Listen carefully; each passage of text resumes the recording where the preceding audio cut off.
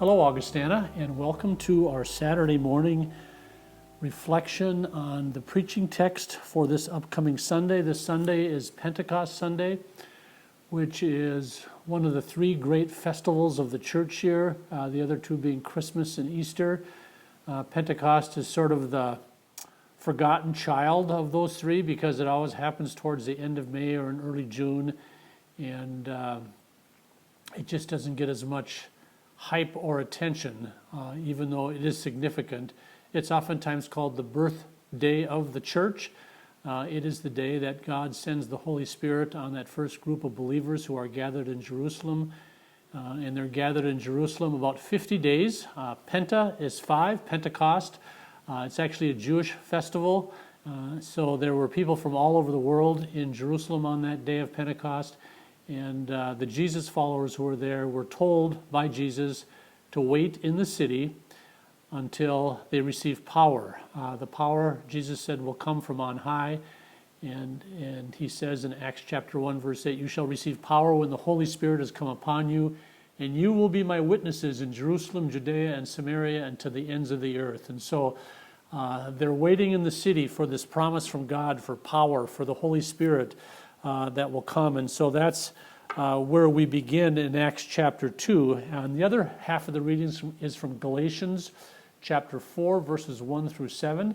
And we'll take a quick look at that as well. But in chapter 2, it's just the first 4 verses in our reading for Sunday. "When the day of Pentecost had come, they were all together in one place." That is the group of Jesus followers that the "they" is referring to.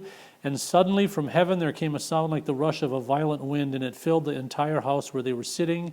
Divided tongues as a fire appeared among them, and a tongue rested on each of them. All of them were filled with the Holy Spirit, and they began to speak in other languages as the Spirit gave them ability." This is a foretaste of the unification of all of creation, when everyone will be speaking one language and everyone will understand each other in a way that's driven by the language of the Spirit. And it is a dramatic beginning here. The sound, like the rush of a violent wind, divided tongues of fire, a tongue resting on each of them. Wind and fire, these are oftentimes symbols that we think about when we think about the Holy Spirit. We think about the wind. We can't see it, but we can hear it, and we see the effects of it. And that's a wonderful analogy for how the Holy Spirit works in our lives. Even though we can't directly see that Holy Spirit, we know that it is there because of the way it moves us, changes us, enlightens us, empowers us, and really creates faith in us. And it has a great effect on us. The Holy Spirit is, in effect, the vehicle by which the presence of the living Christ, the resurrected Jesus, is literally poured into our lives. And that's what happens on this first Pentecost. And they speak in a language that's different than any language they've ever known before, because it is the language of love. It is the language of Christ. It is the language of God's love shown to us through Jesus in his death and resurrection. I would encourage you to read a little bit more of the chapter to see what actually happens after the Spirit comes. And from this moment on, the church then begins to expand outward from Jerusalem to bear witness throughout the whole world to the message of Jesus. And let's just jump ahead real quick to Galatians chapter 4. A lot of Galatians is about an argument that Paul is having with some of the Jewish followers of Jesus who believe that you had to be circumcised and be obedient to the law of Moses before you could become a Christian. And Paul is talking about here the fact that God sent the Son, born of a woman, born under the law, in order to redeem or to buy back, that's what that word means, those who were under the law, so that we might receive adoption as children. I love verse 4, "But when the fullness of time had come," the Greek word there is kairos, which is different than chronos. Chronos is chronological time.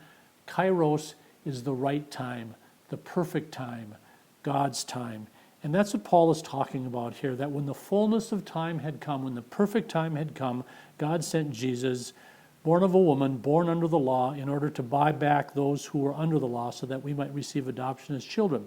And because you are children, God has sent the Spirit of his Son into our hearts, crying, "Abba, Father.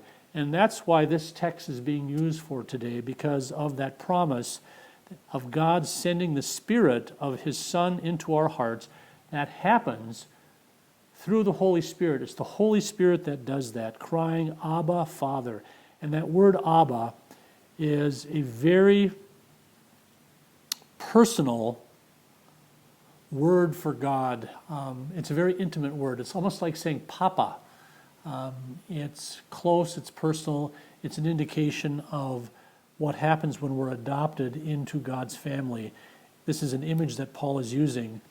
It's the work of the Holy Spirit in our lives that does that. It brings us into the kingdom, into the family, and makes us heirs, heirs of the kingdom. We're part of the kingdom as children of God.